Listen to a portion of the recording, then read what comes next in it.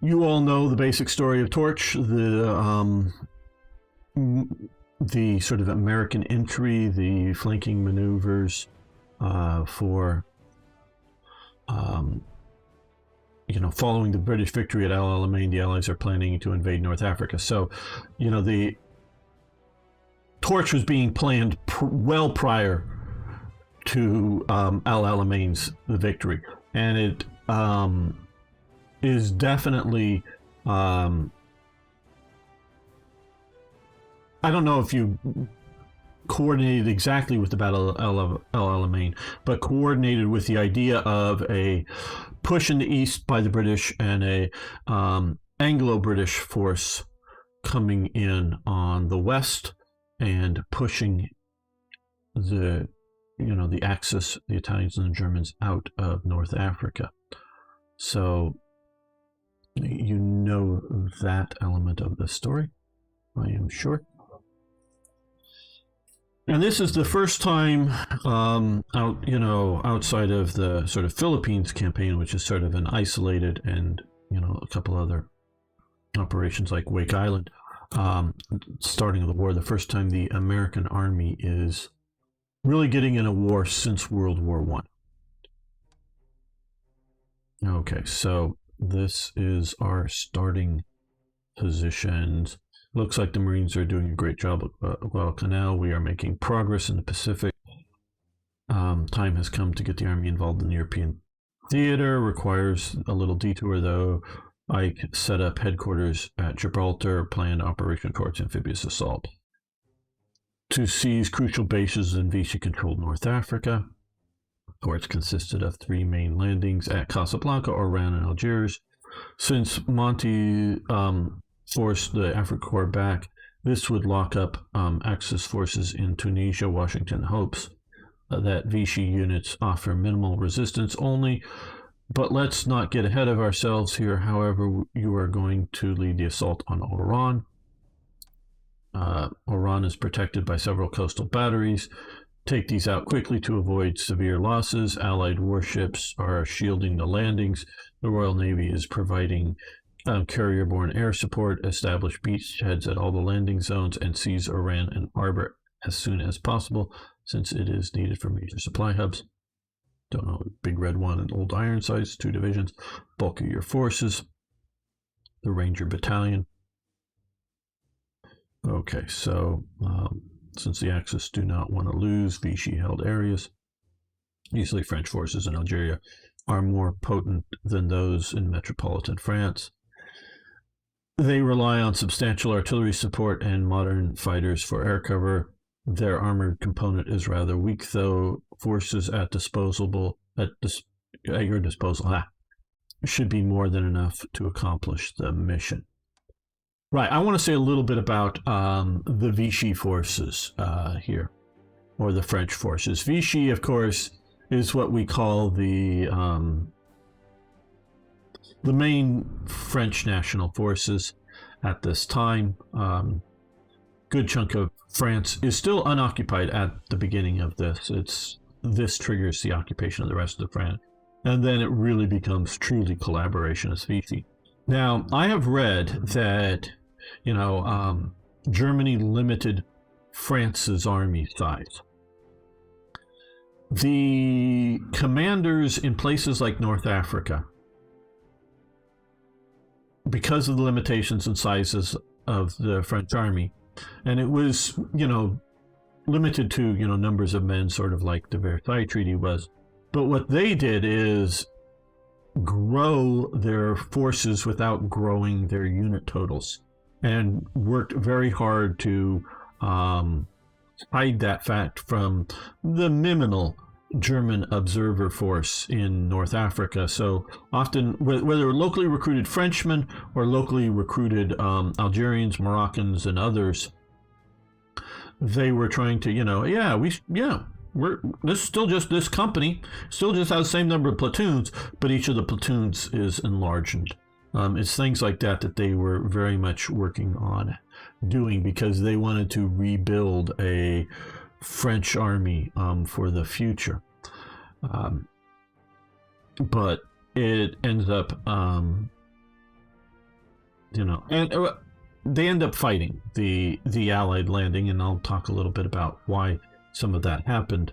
There's multiple reasons, but they didn't fight really. I mean, there were some pitched battles, shall we say, but they didn't like fight really hard.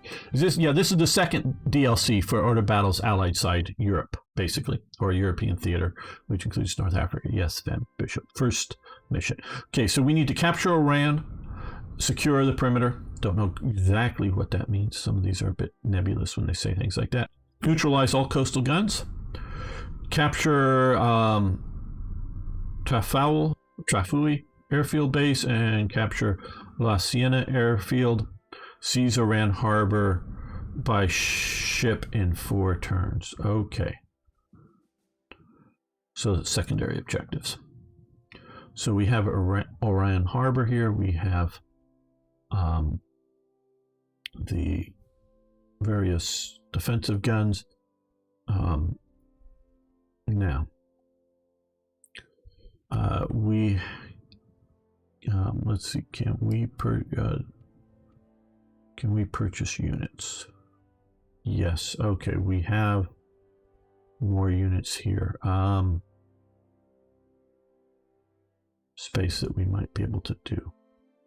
We have no more ability to purchase air units, but let's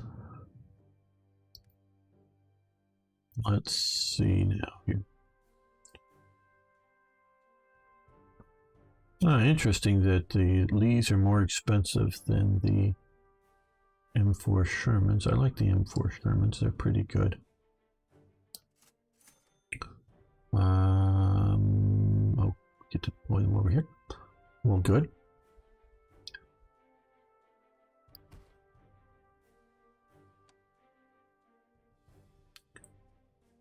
I don't think we're going to be facing many tanks.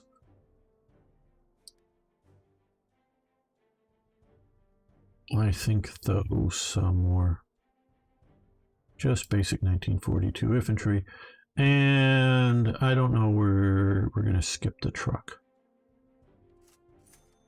for this one at least. I think tactical bomber might be better off.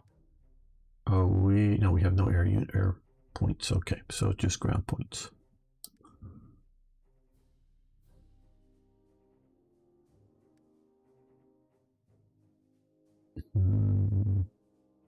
Engineers might help taking out some of those fortresses as well, so we'll deploy.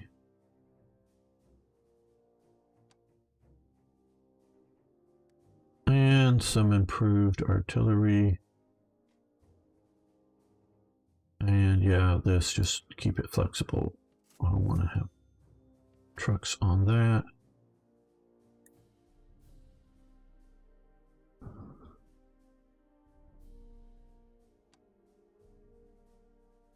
And I guess we'll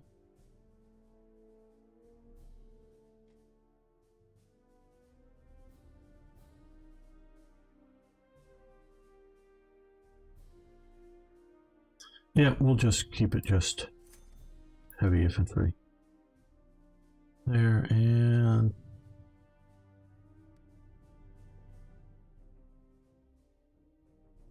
reconnaissance. Reconnaissance can be quite useful. I think we'll go with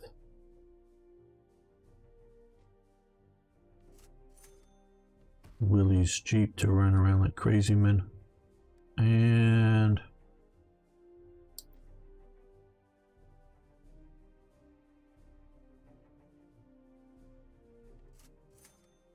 think that's all we will start with. I know we have, well, in for penny, in for pound. Let's see what we can do for another tank unit. Oh, they're all 5 and 6. Okay, hoping to maybe get a light tank. Maybe we should have gotten the Willie's Jeep. That means heavy infantry for us. Another one. Okay, there we go. Gamer should get overtime pay today. Well, I'm just very happy to be here for you and happy to help out. So,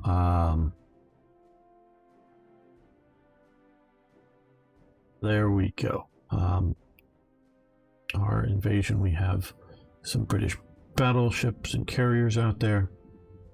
That is the end of our deployment. Yes, we know our goals. Now here, let's see, switch weapons to primary guns. I don't know why it would be on the secondary. Oh, come down here. Can't quite hit there, but we can destroyer again, but we're going to go after the destroyer first. Wow. We're going to come in with the swordfish, the famous swordfish. Oh, they've got air cover, but we're still going to go in.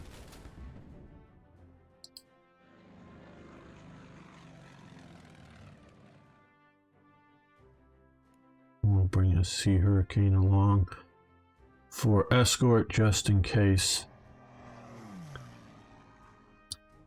they get ideas of wanting to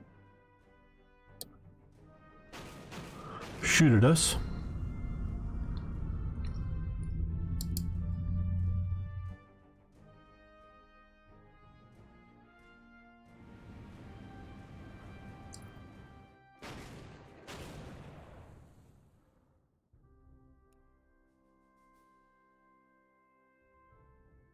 I know we're supposed to take those out fast, but I'm not terribly worried about these guys, but somewhat. Let's just, if we can, fully obliterate that. Yes, very good. Now, infantry, 75mm gun, 37mm anti-tank gun. Okay, so move the infantry all the way into there. Move the anti-tank gun there. And we're using British to supply us there. Okay, 50 caliber Jeep. Okay, Stuart and infantry. So basically just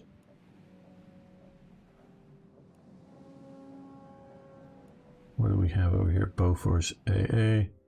That can be useful. We'll probably have some air maybe. I think we're just going to move that a little closer, but not get it close enough, hopefully, to be shot at. Modest ground attack. Okay, sea fire. I don't know the sea fire well.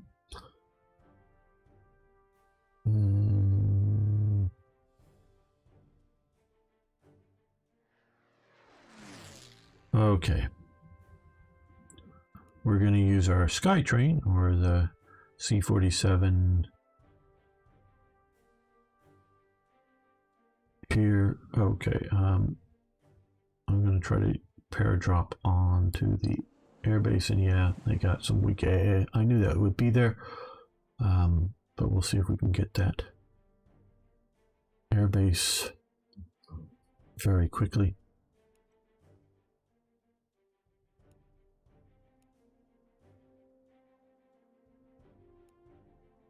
Okay, we'll move the Rangers right to here.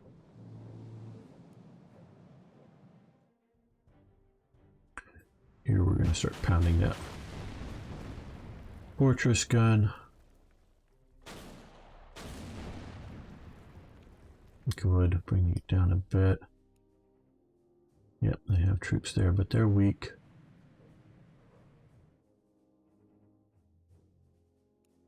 These are the engineers we're going to bring in, maybe land them out on the peninsula there.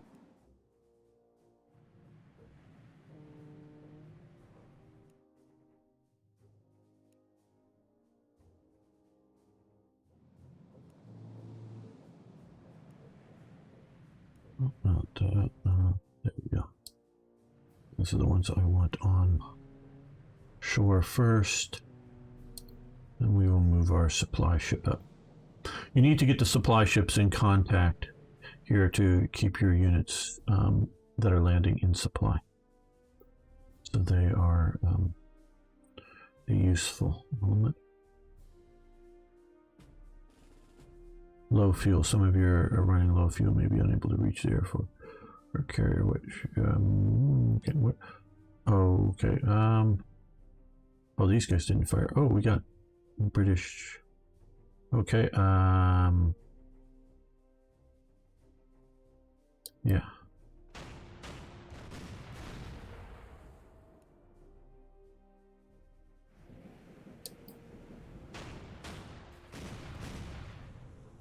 Yeah, these guys are going to run low on fuel, but they're dropping, so.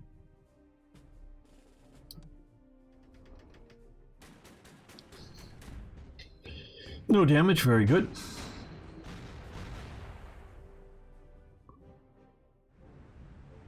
I don't know if they're coming out to attack or coming out to escape, or a bit of both.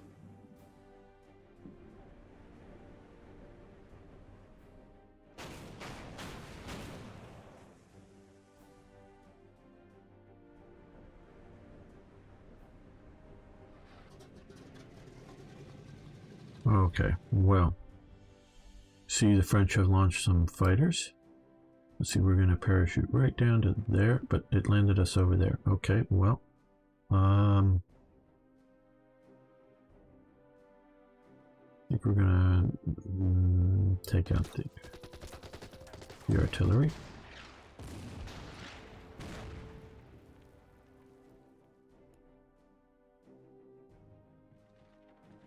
Get these guys ashore.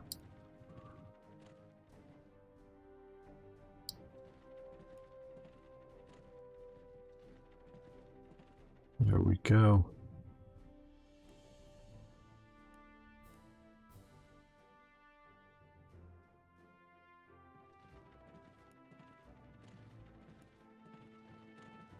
Move these guys in so that they are supplying the units onshore.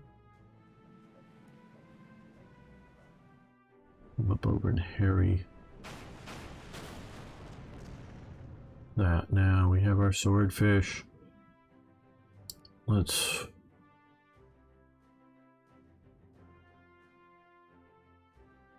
fly in. Yeah, they'll get some AA fire from there, but we need to do what we can.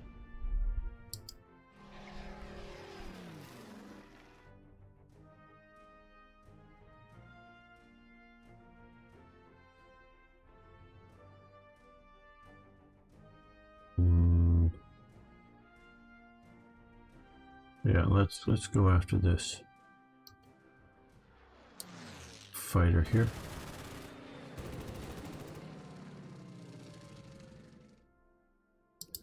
And we'll also bring you down.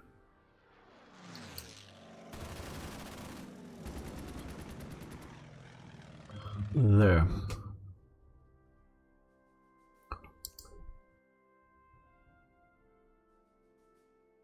Should we be using... Well, I guess... Well, let's get in a bit closer.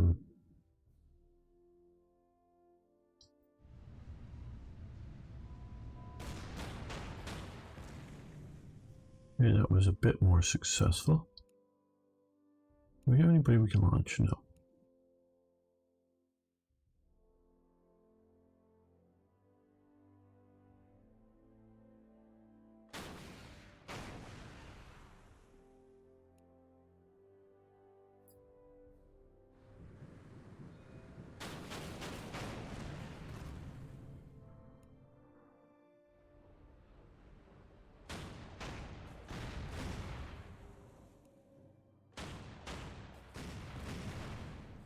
Well,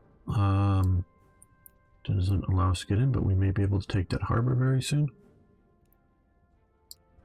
Move up here for beach supply. And here, let's move this way.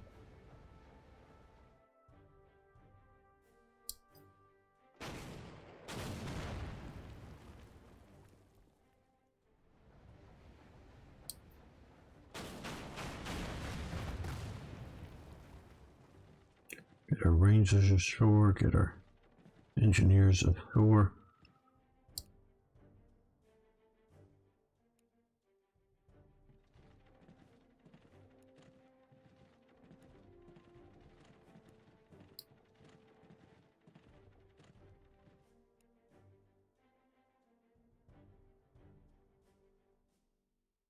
get these right in here to be able to supply everybody.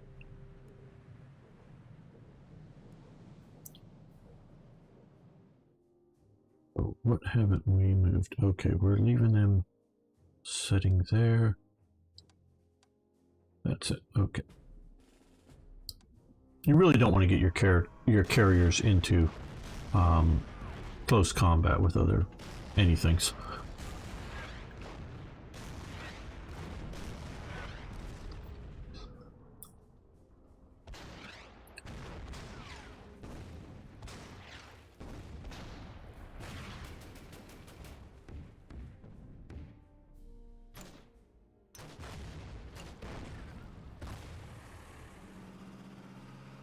Well, they're bringing up something for our anti-tank guns, which are out of supply because they're not sort of connected. But we will connect them soon. Uh-oh, our paras are in trouble. If they landed on that airfield, well, I don't know if they would have been any better off. Uh-oh, other French fighters. Damn, okay, I thought we only were going to have those, which we had decimated previously. And we just lost our swordfish. Everybody, learn from my mistakes. I say that a lot because it's true. I make enough of them. Uh-oh, uh-oh, torpedoes. Torpedoes. Oh, minor damage, good. Hopefully that won't be such significant damage. 0 damage from there.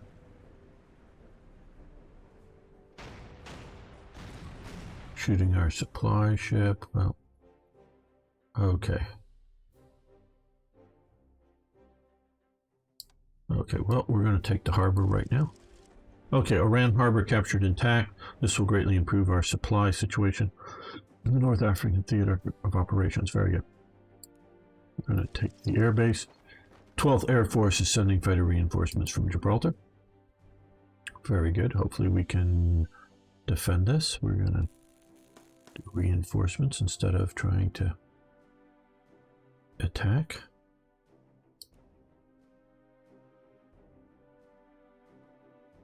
Well,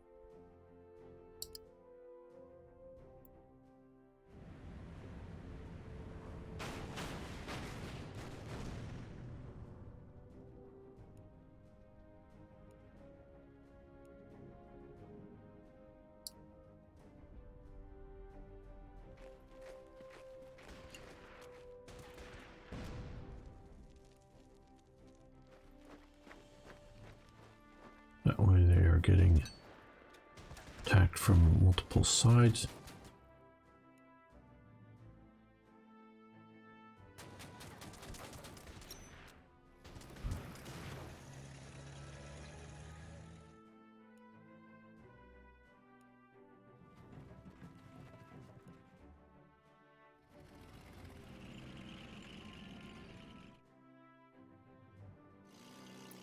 Crazy guys with 50 calibers, go for it. Shoot those Pinards up. Boom. I think we're good where we're at.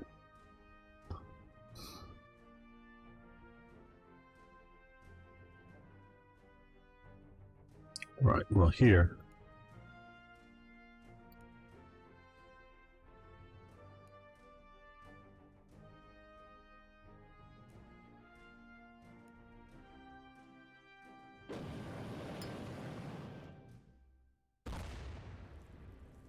Didn't take him. Well, hopefully they'll take... The Rangers got him. Very good, Rangers.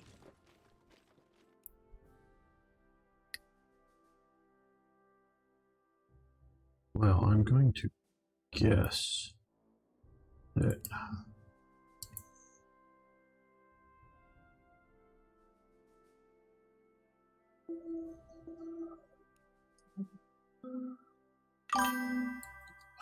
Hey, thanks for following us. Many great streamers here. And mentioning that, you know,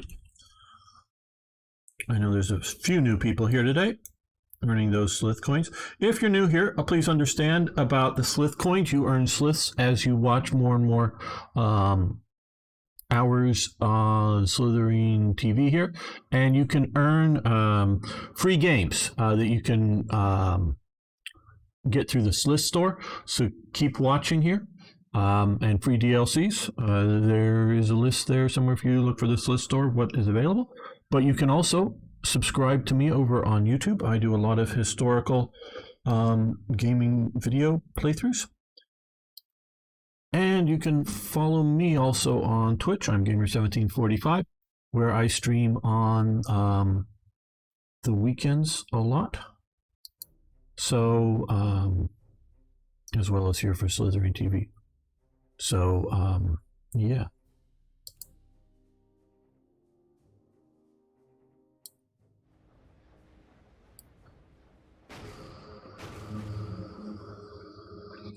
Okay, so we're pounding him.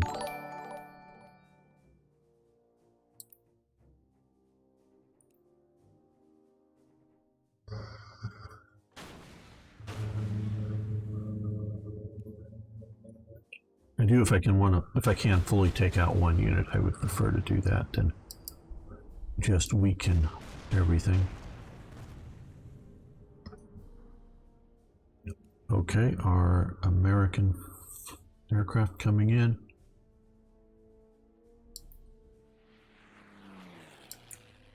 From Gibraltar.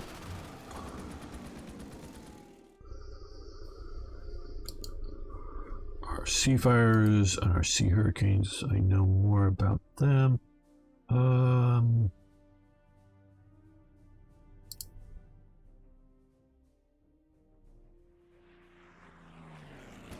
See if we can fully knock that air unit out of the sky. Very good. Now, why did the French fight, the Vichy French fight in North Africa? There's various reasons.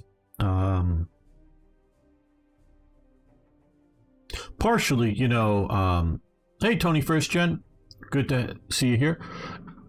And what is it? Urbis 1, how you doing? You know, armies are a well-disciplined thing. You have, you know, potential, you know, being shot for disobeying orders, you know, retreating from the enemy. So you have on some of that basic elements, but you also have what happened at Oran, in which Churchill, which I do think is a very great man, fire artillery at these guys. He instructs the British fleet to sink the French fleet. Give a little bit of background, and I think it's fairly important here. Okay, you come attack the artillery. You know, France in 1940 signs an armistice with Germany. The French, under Petain's government, are not happy with the Germans. I mean, you know, they're not like, hooray, the Germans won, collaborationists. They're more like, oh shit, we've lost a lot. What can we try to save out of this mess? And so they are trying to save what they can. I didn't do that. I should have moved him here before attacking, because it's clogging up getting these guys off the ocean. But we'll get the howitzers off now. And so they're doing what they can to try to save as much as they can. Okay, I'm gonna risk it. Nope. Gamer never learns. Should have moved these guys up first. Saw them there. Always too aggressive. So that will allow these guys ashore here. And so you know, so they're trying to save what they can of France after this loss. They moved the bulk of the fleet to Oran or nearby. If I saw the name, I don't remember it, but And they tell the British, hey, our fleet, one of the most powerful fleets in the world. I don't know, is the Japanese fleet more powerful? Maybe. The Italian fleet? No. The British fleet is more powerful than the French. The Americans are still weak at the time. So probably at least in the top 5 fleets in the world, the French fleet. Now, Churchill is worried about this fleet, and he is, this is when America is still not yet in the war. What's going to happen to this fleet? Is it going to fall into German or Italian hands? And they're really worried about that. They're not so worried about, are the French going to decide to come out and, attack the British? No, that isn't the real concern. The real concern is, what's going to happen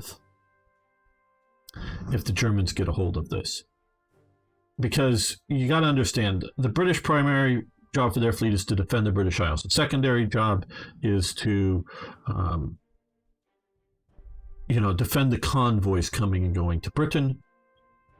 And only like third is the Mediterranean, and maybe a distant fourth or something is the Pacific. So that French fleet, even partially gets into German hands or Italian hands, they could dominate the Mediterranean, which, basically cuts the British Empire in half. Yeah, they can sail around, and they are actively sailing around, the Cape of Good Hope in southern Africa. But it's even, it would be sort of a permanent shutting down, as they would see it, in the Mediterranean, if they got a hold of this. So Churchill makes the decision that if the French fleet won't either move to, there is a carrier sitting out in Guadeloupe over in the Caribbean, French carrier, that basically sits there for the whole war. If they won't move it out to there, they won't go sail to an American. See, one of the things was sail to an American port and get interred there. So you don't have to surrender to us. Just sail it somewhere that's well away from the Germans and we're good, kind of thing. But no, they won't do this.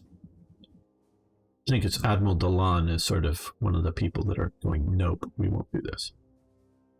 Well, so Churchill, and I think a mistake, decides, a mistake only in that we're looking back at it. As I talked the other day, we often judge what was going on. I was talking about Chamberlain, and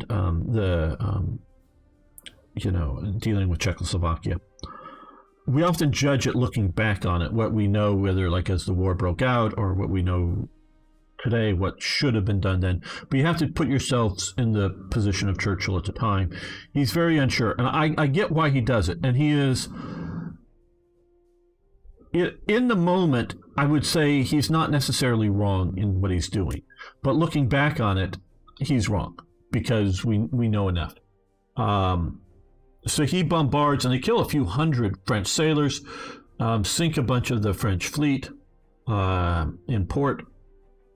And this really pisses off a lot of Frenchmen, really, and particularly the French Navy. They're just, they've taken more casualties. I'm not sure about this, but they may have taken more casualties there to the British than the French Navy than they ever did to the Germans or the Italians, particularly the Germans.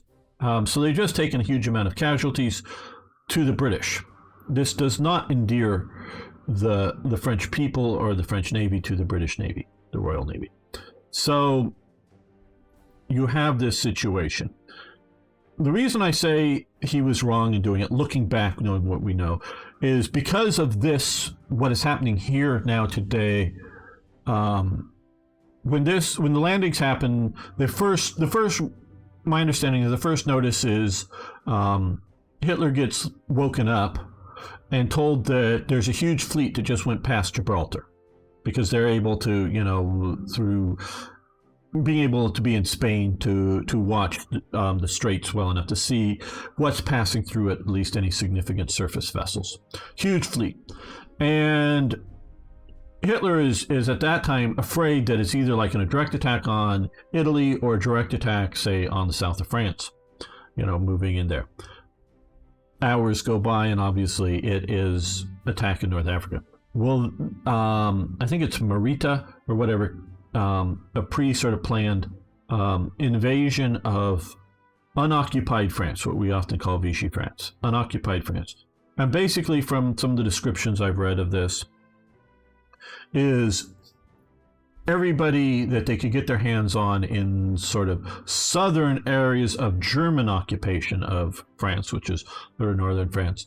It's just everybody pick up a gun. You're a cook. You're a guy who normally sits at a typewriter, and an SS guy who's imprisoning Frenchmen right, left, and center, and he's a overweight older guy at a typewriter normally. Pick up a gun. We're going now, kind of thing. Almost literally like grab guns, go now, and they immediately invade. Now it's more of an occupation.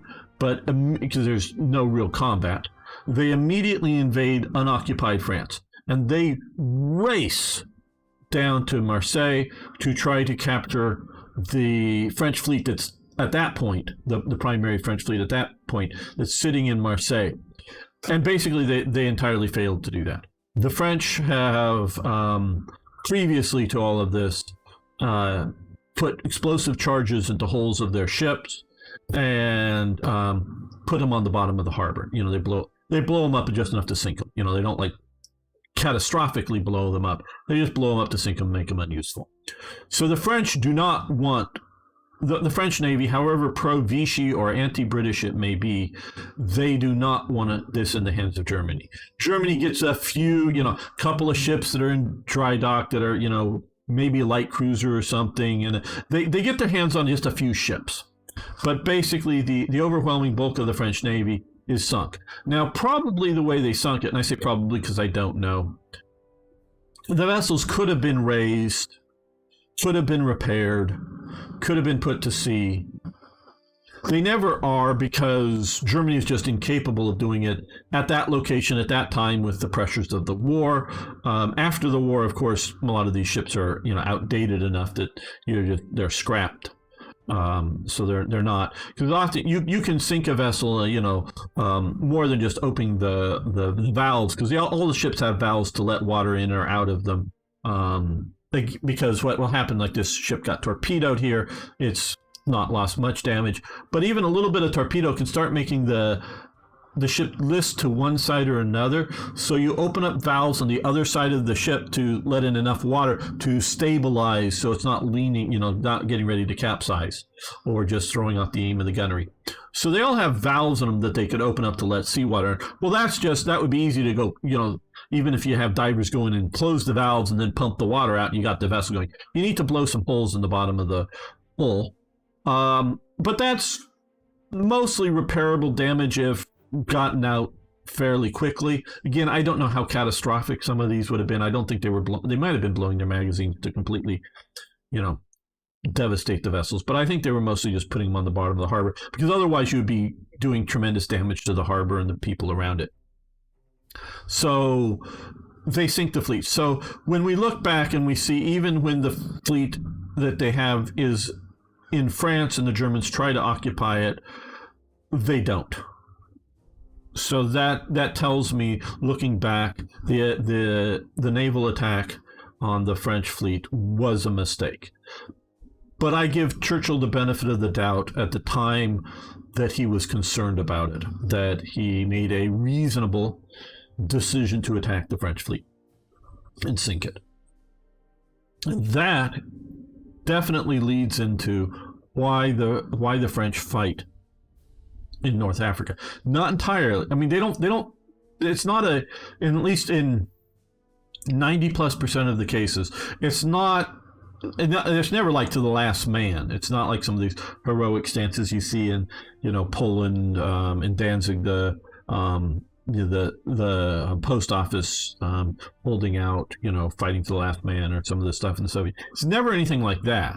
But there are some really sort of hard pitch battles, but they're few. They're less than 10%. Most of it's like, okay, the Americans, or in some of the landings, I think maybe more in Algeria, they're British landings, where they're a little more pissed at the British, but it's, okay, we fought, you sort of kind of won enough, we're giving up, we saved our honor by actually sort of fighting. And then they I'm sure the Allies sort of sort out who are the really sympathetic to the Germans. And there's reasons for Frenchmen to be sympathetic to the Germans because, hey, they're worried about communism and left, the radicals taking over the world. And so better the Nazis than the communists or something like that. So there are reasons to collaborate. I'm not saying they're good reasons, but there are reasons. So, they sort of sort out who are the officers most likely to collaborate. And then basically all the rest of the soldiers are signed up in, the Free French Forces. Sort of what happens there. But we're going to continue this. Okay. What have we not done? Oh, you could be shooting at somebody. Okay. We're going to stay holding the harbor because I don't want to... You're going to stay out of range. And no, we're not going to unload you into the bridge river section there. Yeah, you're going to stay... Oh, the Beauforts can come ashore. Yes, Beauforts, sure. Good. Yeah, you're going to stay there supplying that section, and you're going to stay supplying there, and you're going to stay supplying there. You're staying out there. Okay, good. Yes, we know we have unmoved units.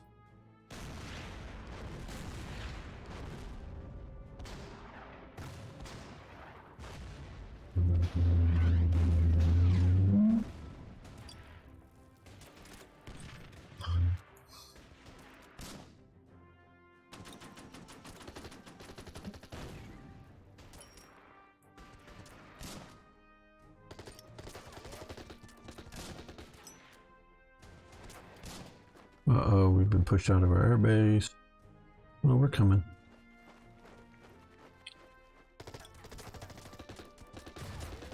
And I may have just been overly aggressive with my paras. Yep, we've determined, again, gamers being overly... November 42 actually, rather aggressive.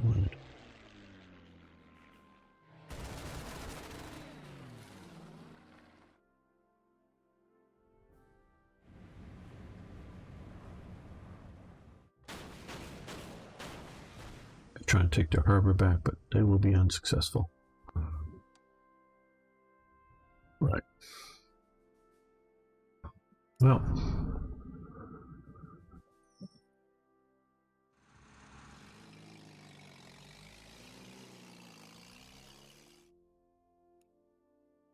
Unfortunately, you being there means I can't attack effectively.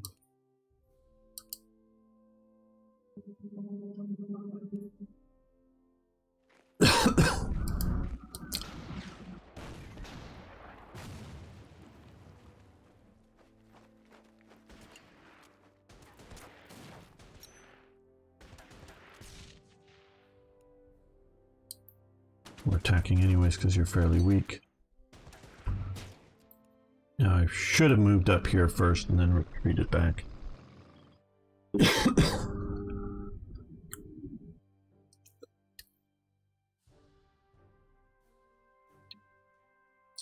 Okay. Over here.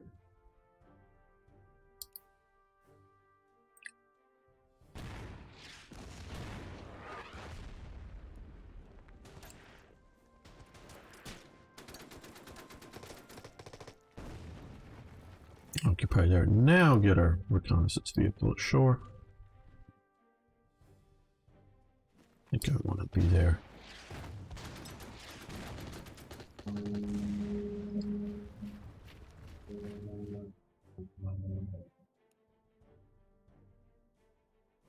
Yeah, we'll use the Rangers. But since the Rangers are reconnaissance,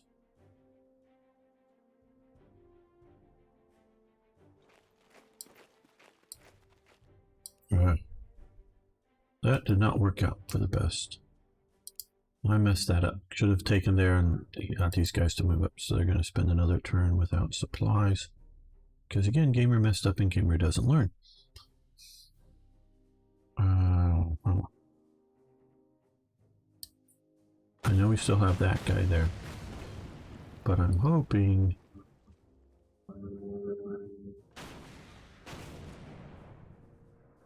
some of our lighter vessels here will be able to take care of him.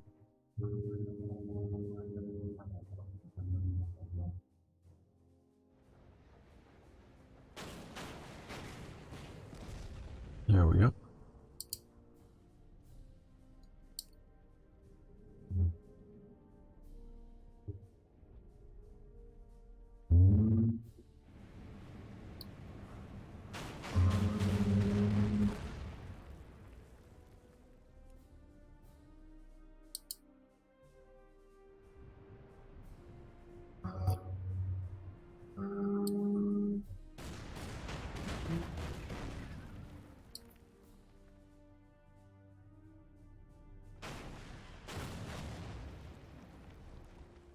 Yeah, they fired at them.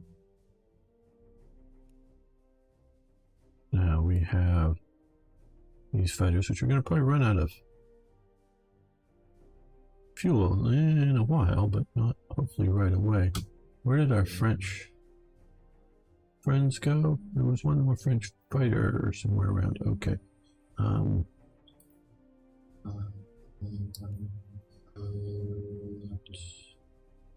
We have the AA gun, but I'm not really worried about it.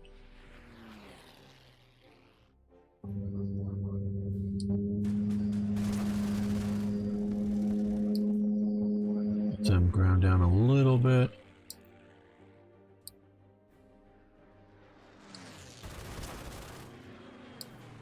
Being able to concentrate your firepower, your air firepower is really handy with this game.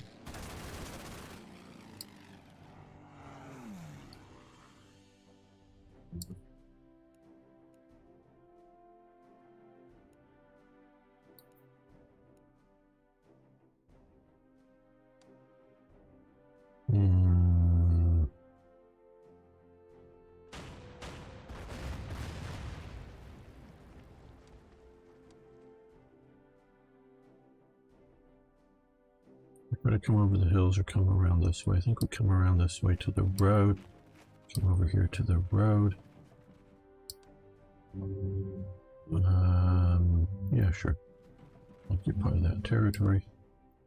You keep running supplies through there. You keep running supplies over there. You keep supplying there. You stay out of the way there. Yeah.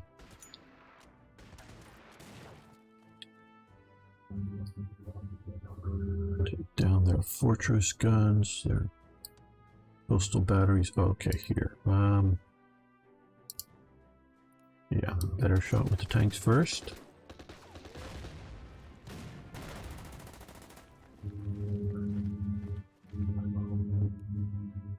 Okay, we're gonna move them up, capture, swing up around here. Get these guys.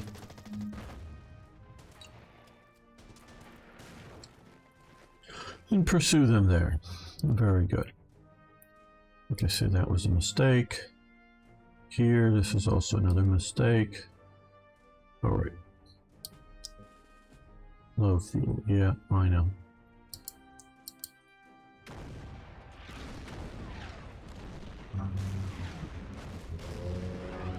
Should have just landed the parachute, shoot us in here a little bit further, and wouldn't have been so badly used up. Oh, they got some French reinforcements from over here. Okay. They should be able to hold out. Well, that's where the fighter went to. Okay. Well, I wasn't paying attention.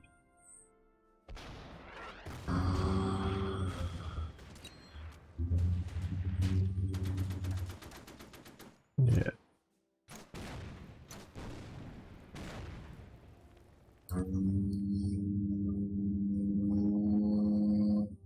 Well, while I am paying attention,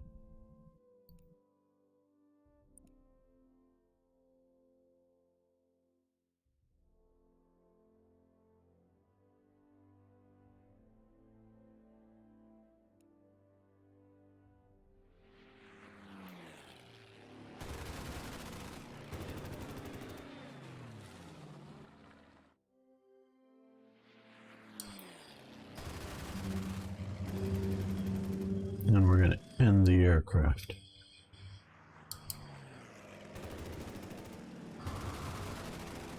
Right down into the bottom of the sea.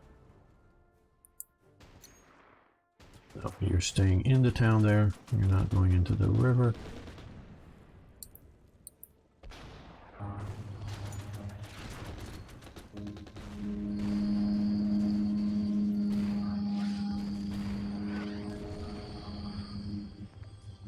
Okay, good. This whole area's now been properly occupied.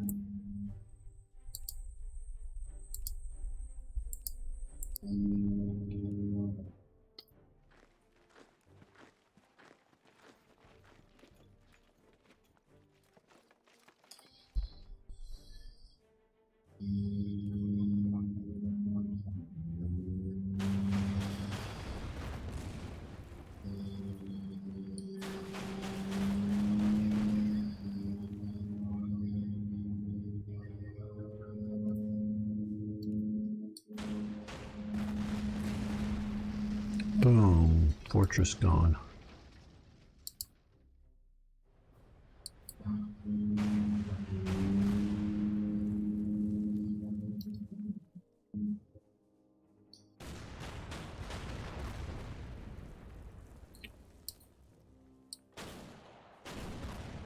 I have found, I'm not sure this is a fact or just my observation, if you haven't moved a naval vessel and you fire, whether on another naval vessel or shore bombardment, they seem to do considerably better. So, okay, all coastal batteries have been neutralized, which allows Allied warships to focus on fire support missions to assist our ground troops. Very good.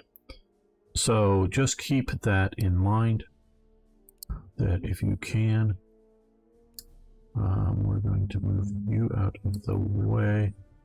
Let's see, can you guys get up here? Yes, good. Hopefully they'll be able to take this. And they died, so we can fully move up there. These guys can come to here.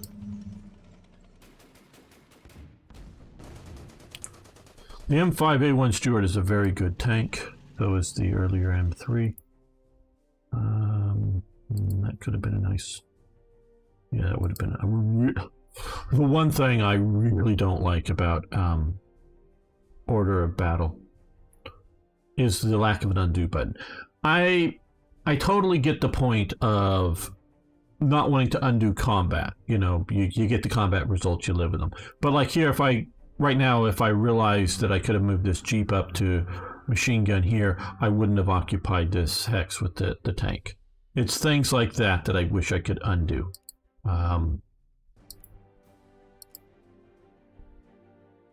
Okay, artillery first.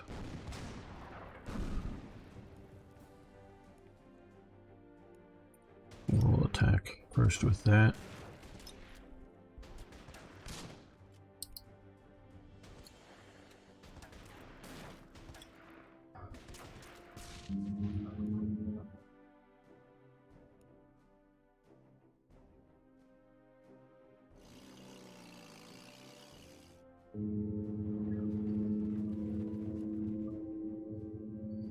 Yeah, we'll move it by truck. I think all of these have fired.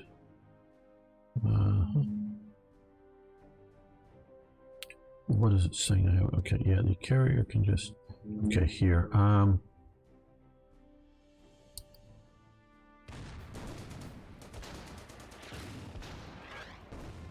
Now this is an interesting combat here. You have the 75mm Model 1897 versus a Sherman. Well, I don't know if you realize this, but the U.S. ended up with, after World War I, a bunch of these 75mm, often called the Fast 75. They were, if I'm not mistaken, they were one of the first, if not the first, artillery piece that had a pneumatic recoiling system. Let's see. I don't know how to explain. Okay, if you see a lot of in World War I and before, a lot of artillery, you can even see them the way they built in rolling things, so they fire and then roll back and then roll back into position. They didn't have any recoil systems within the the gun mounting itself. It was purely wheels. I wish I could come down and highlight that. Purely wheels, and then at the back of it, the trail would have spades on it, would dig into the earth. And so every time you fired the gun moved. Now that happens even with a more modern gun, but it significantly moved. And so it changes your point of aim, and it would significantly move. So you would have to like put pegs in the ground or some other marking. So if you wanted to move the gun back to the same spot, keep shooting at approximately the same position. Well, the French set up with a pneumatic, an air-based recoil system that absorbed a lot of the recoil between the gun and the carriage, so that they could get into position and then just start firing, boom, load another round, boom, load another round, boom, load another round, without having to re-aim it each time. So the rate of fire was really good. Well, the U.S., and this is sort of one of the wonder weapons in early World War I. Well, the U.S. ends up with a bunch of these guns, and they're still in use at the start of World War II. And this influences American design decision. They need a tank destroyer. Oops, we need one. So they actually take their leftover World War I guns. They're made during World War I. They're not pre-World War I in design, yes, but in manufacture not. And they stick them in half-tracks and use them as tank destroyers. But it also affects the design decision for the main gun, for the tanks. Earliest is the M3 Lee, or the M3 Medium as the Americans called it. And then, the first is the M3, or then the M3 Grant, which the British sort of get a modified version of it. That they have these 75 millimeter guns. They look at them and go, yeah, this is good. How do we improve it? They come out with the American version. Well, it is so similar, and the early American production ammunition that they're shooting, because again, it's based off of the design, is having trouble exploding. The high explosive rounds have trouble exploding. If you shoot them at a 90-degree angle at a wall, they'll blow up just fine. But if it's too much of a grazing angle, especially into softer like soil or sand, they're not exploding. And the British are noticing this very early on. Well, they go up in their fight. They go up and fight the Vichy French in Syria and Lebanon and take that territory over it. And they capture a bunch of 75 millimeter ammunition. Well, it's not quite the same casing setup to go into their newly acquired M3 Lees, but the projectile is close enough. It is basically the same. And the French rounds are known to work very well as high explosive rounds. So they are actually taking the American ammunition, pulling the projectile out of the cartridge, and putting the French projectile into the cartridge and using them in their M3 Lees. Now, eventually, the Americans work out the contact fusing problem, and so they never end up doing this. But the British, for a while, are actually using French ammunition for these guns in their Lees. So it really ties in on how this gun is very similar to and influence this gun, because it's basically the same gun that comes from the M3 Lee into the Sherman. So how these two guns are, to some degree, are fighting against each other. This is a much more modern recoil system and whatnot, but it has that sort of same legacy. Well, we want to fully take out that unit, so we're going to do so and push up. Okay, our reconnaissance vehicle. Yeah, we can dash around.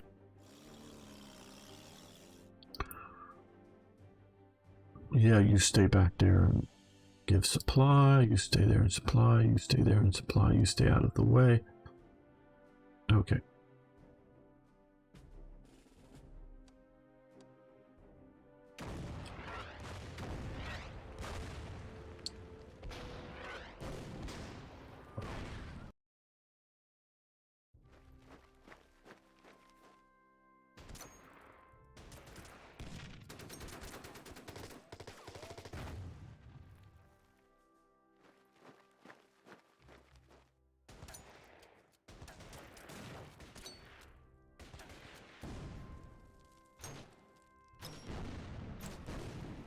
I just find it fascinating how all these things are interconnected.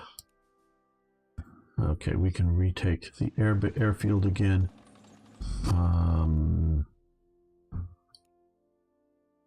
You'll come up and take out the AA gun.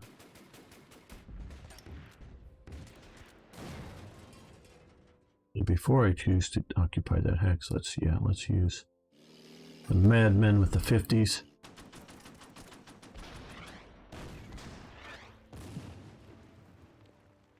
Hello, Grey Knight. How are you doing today? Okay, yeah, let's fully take out the artillery, but we're going to hold that air base.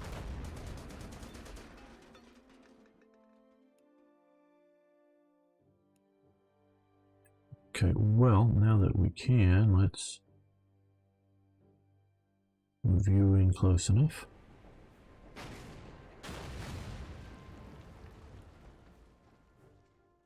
Now, ready for another little lecture? Okay, this is a destroyer, I think. HMS Westcott. Let's presume this is a destroyer. Now, these guns on a destroyer.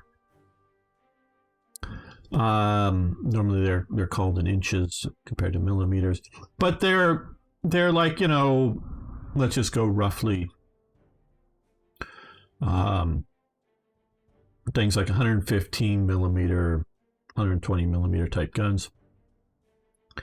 And, you know, we have over here 75 millimeter guns, 105 millimeter guns. So they're not necessarily very more powerful projectiles than, you know, they're definitely not like, you know, the big battleship out here, or battle cruiser, but battle cruisers have battleship caliber guns. They, you know, they're not hugely powerful in their guns, but you got to understand a couple of things. They have a rather good ballistic computer, if you will, for aiming them. But what is really key and what is really devastating about these, yeah, it is a DDJ class destroyer. Devastating about naval guns is their rapidity and well, you know, with the ballistic computer, their accuracy of fire. That unlike some of these other artillery pieces here that are on shore, that yeah, if you have a stack of ammo next to them and a feed system to sort of keep that thing firing, but compared to on a ship, it's almost nothing. The rate of fire, they've got magazines that are down below the waterline. They have hoists that hoist up the ammunition to a room below the gun. That's sort of the handling room. Sometimes it's with some of these, it's a two-part. It's a projectile and a charge behind it, so it's a two-part thing. So they get those things ready, and then up there it's another hoist lift to a thing ready to load that you just comes up there, and they have a comes out of the wall, and a guy walks over and puts it into the breech of the gun, and then the guy fires it, and it's just so fast. The volume of fire is so much more effective from similar land-based calibered guns that it is just a devastating attack. And that's why naval gunnery is what it is. Okay, well, we got enough there, so we're going to use some big guns on here too. And these guys are going to fire. Take them out. Oh, we found a bunker. That would be useful to shoot big guns at. Because of that, well, we're going to fire at one of these two units, so... Oh, we didn't fire him, so, well, we'll fire him now. So we're going to move up here. Now,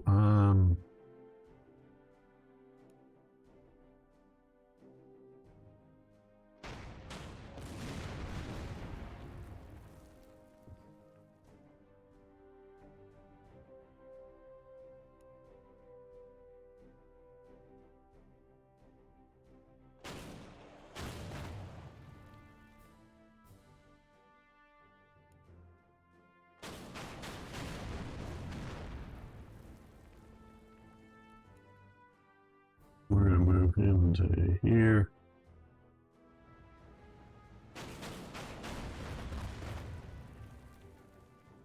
Right. Well, right now we're just going to reinforce these guys.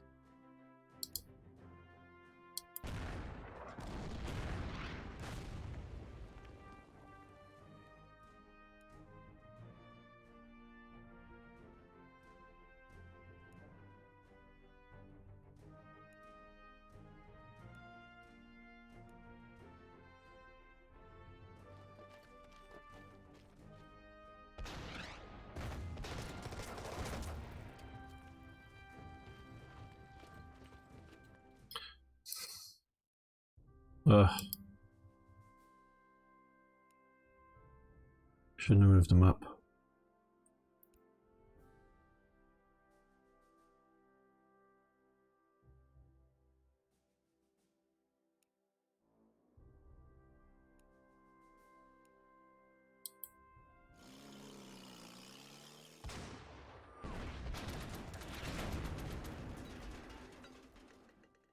Well, we're not going to move up now. We're going to move these guys up here. See, do we have any of these that didn't fire? I think they all did.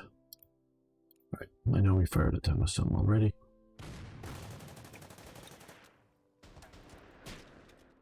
We're going to use this opportunity to reinforce them. These guys can come up through here. These guys are moving way slower than I thought they would. Okay, taking out the aircraft, or anti-aircraft I should say, so we're going to hopefully be able to use these very effectively. Hopefully we've also taken out all of the French air.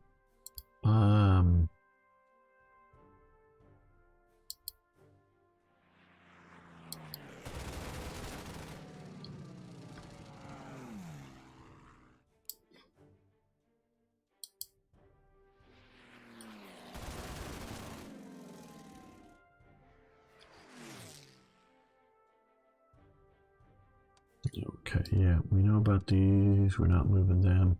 Not moving him. Are we going to attack? Yeah, I guess we might as well.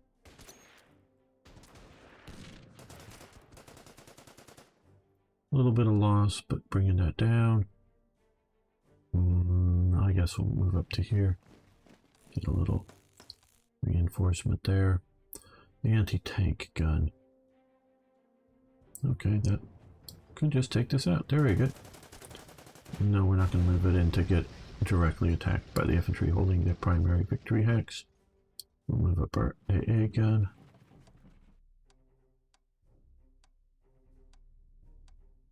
Right.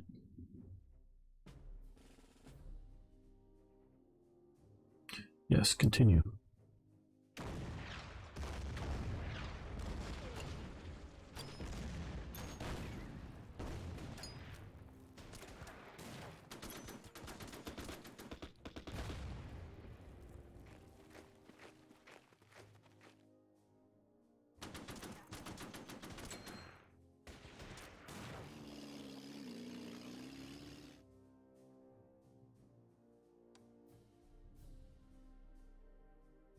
I think it's down here. Oh, that's the other airfield. I don't know. Secure the perimeter. Well,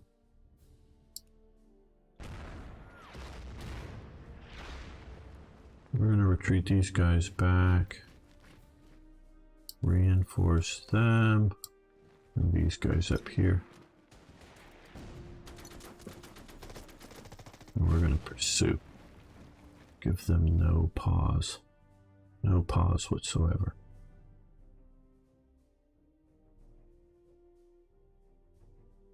Right.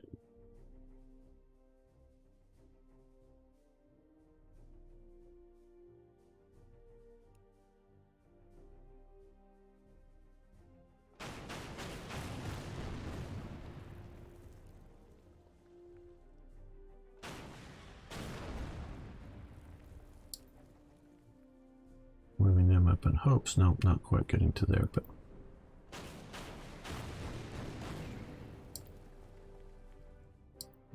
move you up, which will allow us to bombard here.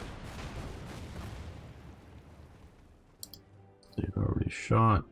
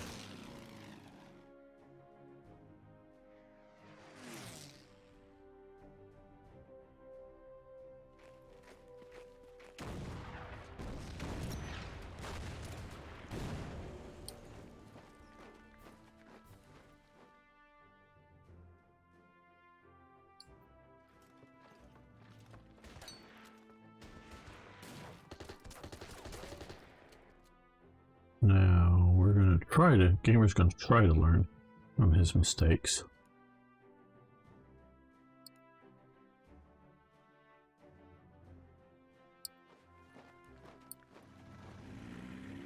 That way there's supported attack.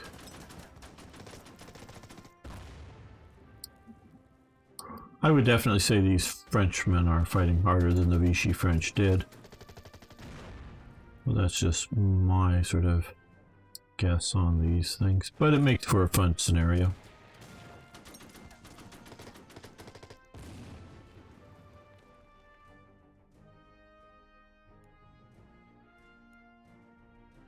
Okay, well, let's move you out of the field because I prefer not to lose a unit. And we'll reinforce.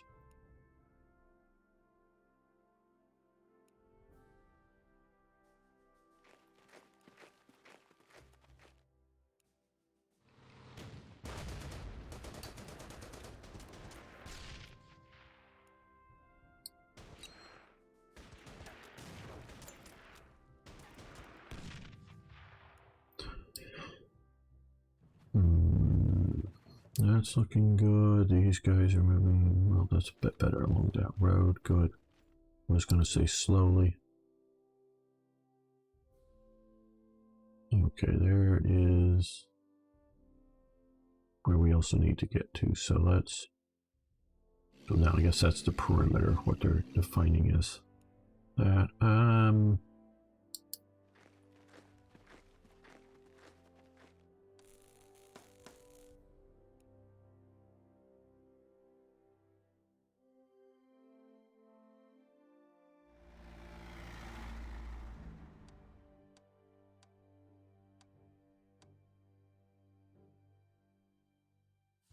Oh, you can stay right where you're at. Okay.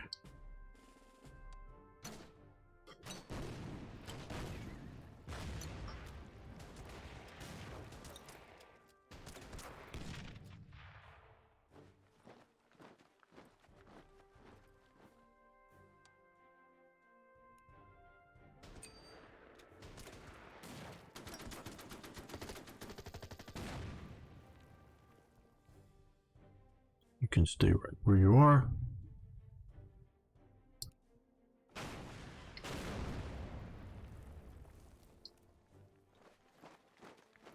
Okay, so we've got that. These guys can now blast a bit deeper into there. Let's move you out of the way. Could you fire from here? No. But you probably could. Yes.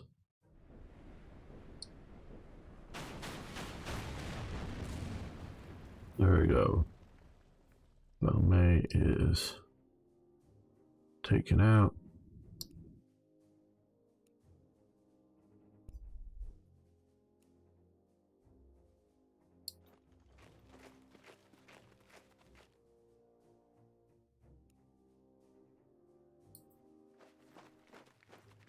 Nobody's at that airfield. Fine.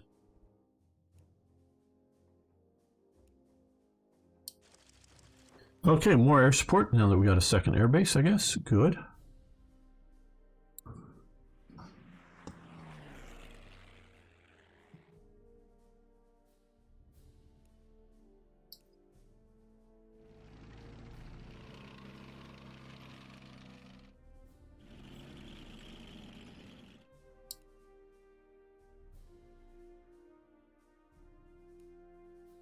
They moved.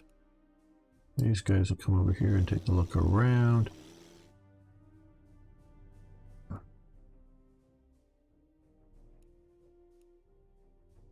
Well, these guys will go across country. These guys will move along the road.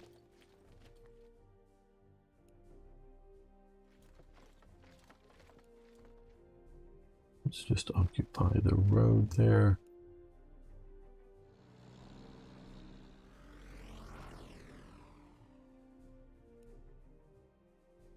Okay, well.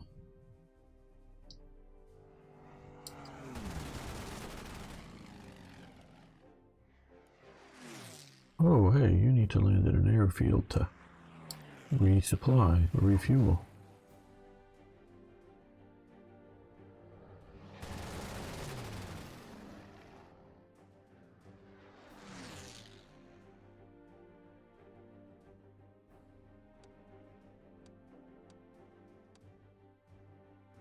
Nobody to shoot at.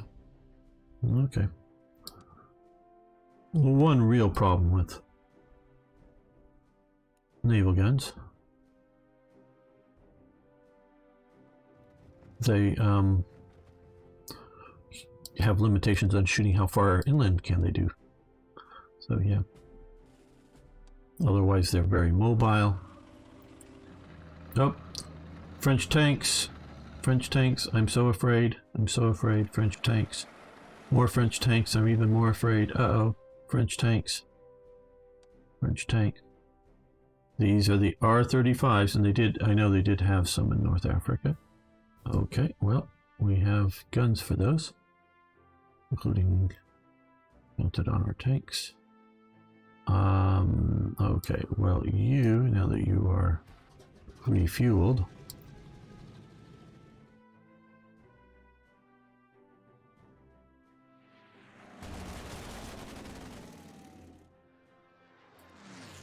oh, you need to get over here and land to get fuel refueled yourself. Okay.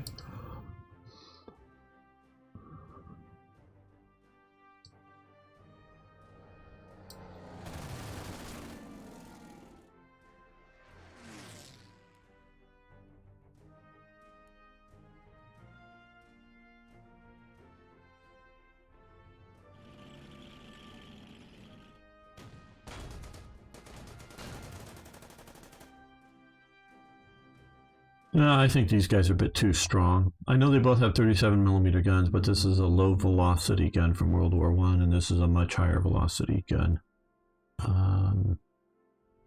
We come over here and we will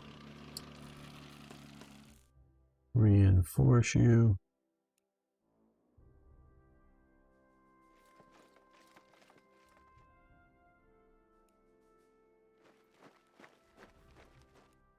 We'll take this opportunity to reinforce these guys.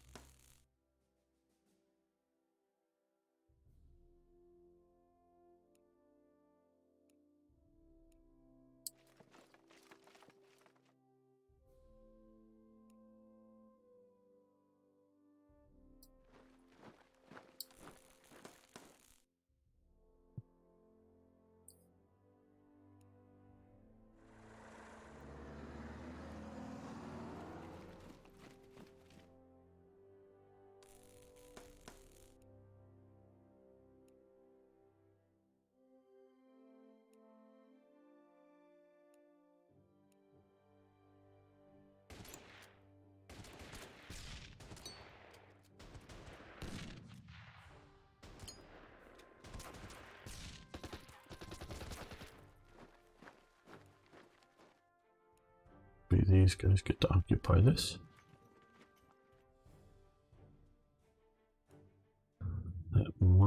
the scenario. I don't know. Well, I guess this is as close as we can get to the front. Bring up the anti-air.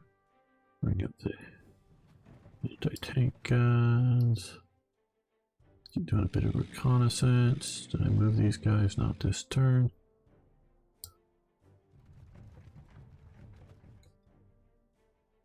Hello, Latinas. How you doing? Waiting what to get. Lots of good things here. If you're talking about the Slith store, I haven't looked and seen what's currently on offer there. We'll fall back to that. It's a better defensive position.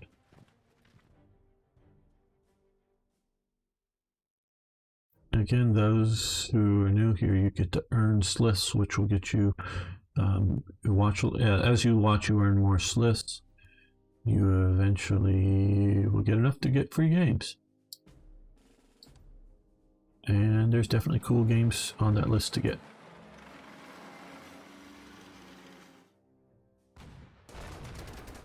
Maybe I should have done something with that guy. Oh well. Okay. Why isn't this securing the perimeter here? I don't know. Oh, wait a minute. These are the Rangers. They don't secure the perimeters. They don't take territory. That explains it.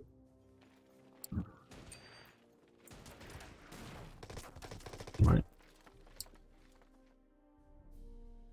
Okay.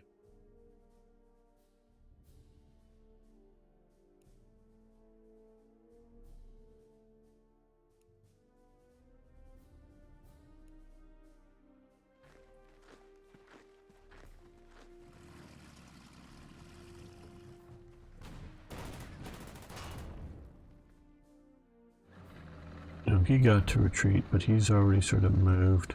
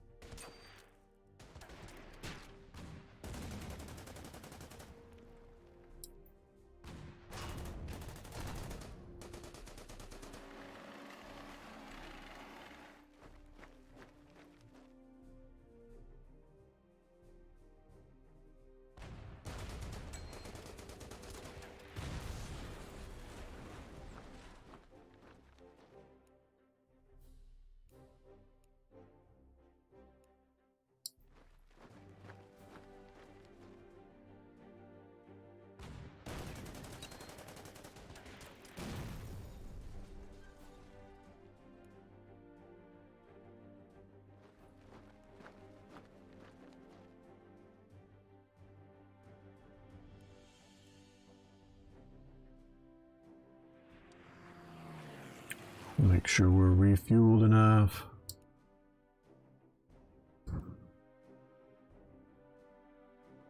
Yep, I think that's good. I think that means we win the scenario. Oh, we haven't secured the perimeter yet? Okay, is there... Oh! We haven't... Way out here. Okay, guys, I totally missed this, that it has a star above it. Okay, I just thought it was another French, you know, whatever sort of town. Oh, they got Pinards. Okay. Right along the road. Reinforce. Okay, well, I messed that up. We'll still get it in time, but it won't be as devastating a victory as I was hoping for. Yeah, that's close enough to get some shore bombardment, so let's move some fleet assets. We gotta stay out in deeper waters, I understand.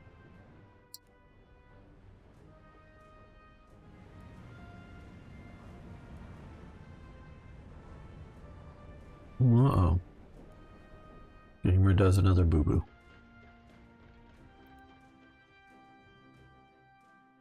Are any of these guys motorized? I don't think so. Well, oh, we can put him on trains. Oh, he's on trains as it is.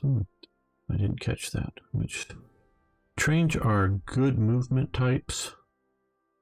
but you got to start and end your movement in a town, so they can come to here and get unload there. So that's good. Right. Okay. Well.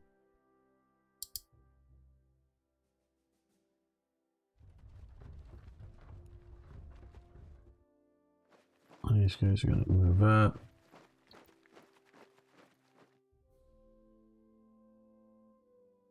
Let's move these into our controlled territory here.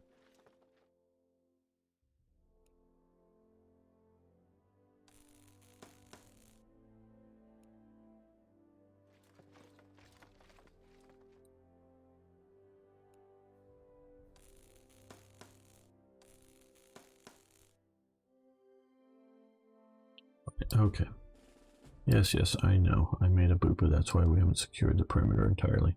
Okay, you come to here for next turn to get out of the trains. Infantry, well,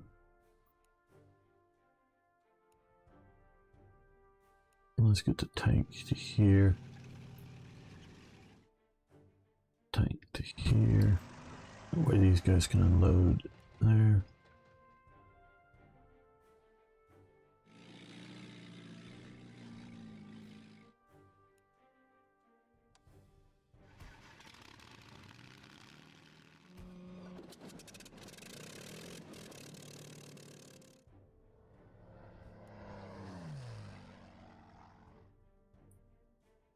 Should have one more aircraft somewhere.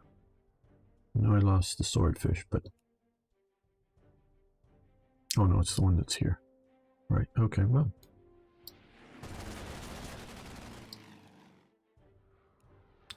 Good.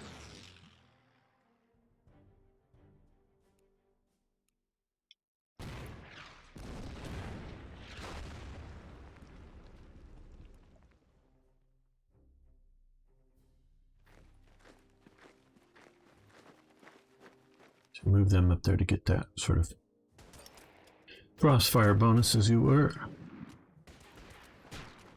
Now, these guys, since they were treated that way.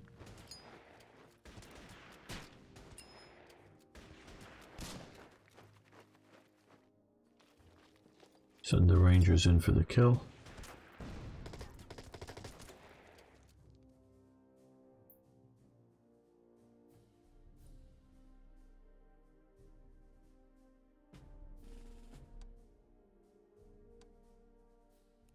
Okay, get out of the trains.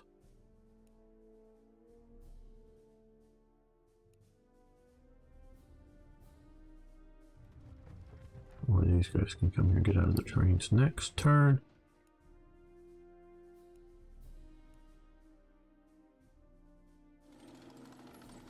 Before we execute that attack, let's do some air attacks. Just strafing, no real tactical bombing. Oh, there's some.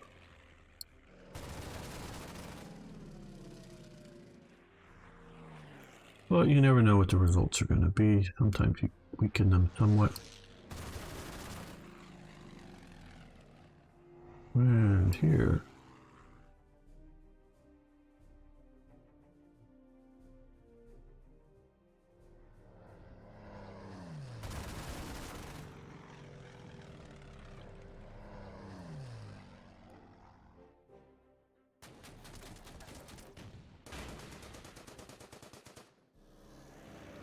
Okay, that I think will win the game for us now that I realized that we needed to do that.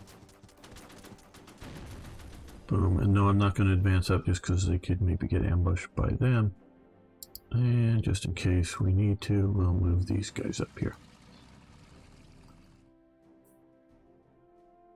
I'm really liking this scenario. It's been an interesting challenge. Victory! And we've done all the secondary objectives. Wow. That's sort of a bit of a thing with order battle. Okay, looks like you had a great start. I expected no less of you. Washington and London hailed success as a major step to end the Axis presence in North Africa. Well, we've got enough time here about 5 minutes before Hexboo is scheduled to start. So we're going to at least take a look at the starting of the next scenario. Okay, Uranus. Red Army launches Operation Uranus to break through the weak flank of the Axis forces covering the 6th Army at Stalingrad. Due to the Soviets' attack, almost 290,000 Axis personnel find themselves cut off in less than a week. That's a lot of soldiers. You've gained 17 new specialization points. Yes, just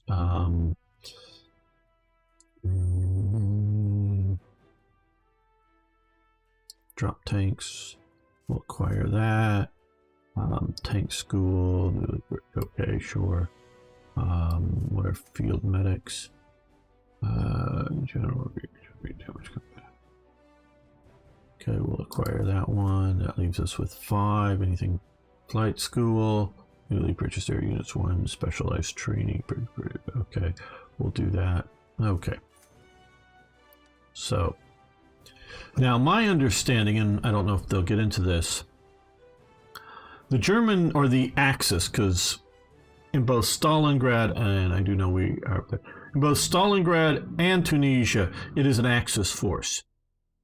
You have primarily Germans in the Battle of Stalingrad, but you have Romanians, Hungarians, and Italians largely holding the flanks, and that's what that Operation Uranus attacked to surround the Germans. They were actually, von Manstein had a high opinion of Antonescu, the sort of dictator general of Romania, as a military commander. He was the only Romanian officer he felt he had a high appreciation for. It was planned to have him sort of take over command, not so much my understanding the Battle of Stalingrad, but sort of the German plus the other Axis forces in the region that weren't the ones, pushing down into the Caucasus, sort of the ones up in here. But those plans, with the destruction of those armies, never, are put on hold and never done. So there's about as much loss of personnel at Stalingrad as there are, which are German and Italian forces, at Tunisia. It is only once it is too late, only once the Americans are landing in North Africa, once the Battle of El Alamein is shown to be a defeat and Rommel is in headlong retreat, does the German High Command, whether that means, by this point it really sort of means Hitler, does Germany really put forces into North African operation? We can talk all about the idea, and it's very real, that if you simply put more forces into North Africa, you just get starvation, whether literal starvation or starvation of fuel and starvation of munitions, because of the transport capacity, the port capacities. Yes, that is a real thing. You cannot effectively just put a couple of army groups down in North Africa and expect them to operate in the German style. But you could have readily reinforced, in my opinion at least, readily reinforced, that is a Tokarev pistol if you don't know.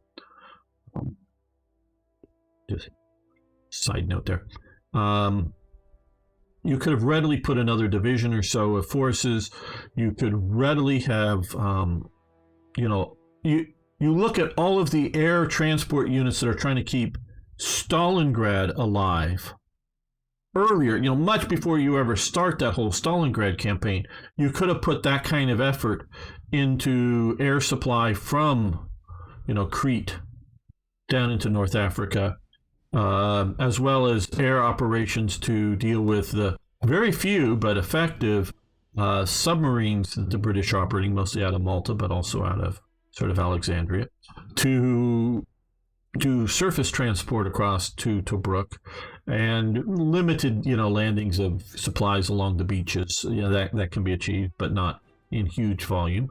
That had they done it earlier, well before the, the leading up to El Alamein, well before that whole time, I think the Axis could have swept Britain out of Egypt. I don't know how deep they could have swept into here, because we see the Roman Empire coming in. The only trains that effectively sort of run to some degree up there.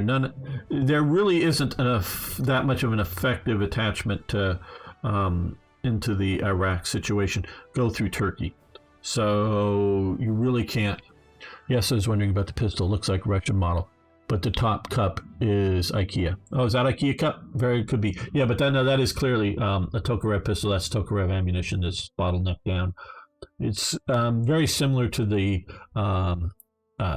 Mauser. You can feed the 30 caliber Mauser. You could probably feed 30 caliber Mauser through a Tokarev. Probably, I wouldn't do it the reverse because Tokarev ammunition is hot loaded a lot more than the Mausers. Probably beat that up there. That's some sort of rifle caliber. I can't quite tell there, but yeah, that's a Tokarev pistol. Just so hello Texabu. Don't worry, I'm about out of here. So I'm just gonna. Well, I'll leave this for some other time because yes, you are coming up with your playthrough here. I want to thank you all for